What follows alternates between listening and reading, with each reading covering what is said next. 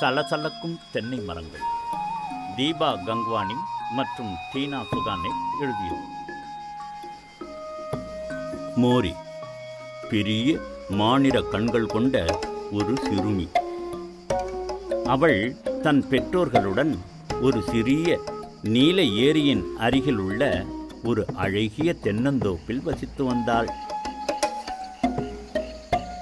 தினமும் காலையில் அவள் தன் தலையில் ஒரு பெரிய கூடையை ஏரிக்கு போகும்போது எடுத்து செல்வாள்.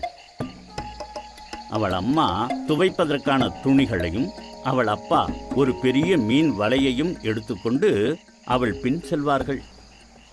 அவள் அப்பா மீன் பிடித்து கொண்டிருக்கும் போது அம்மா ஏரிக்கரையில் உள்ள கல்மேல் துணி துவைத்து கொண்டிருந்தாள். அவர் வலையை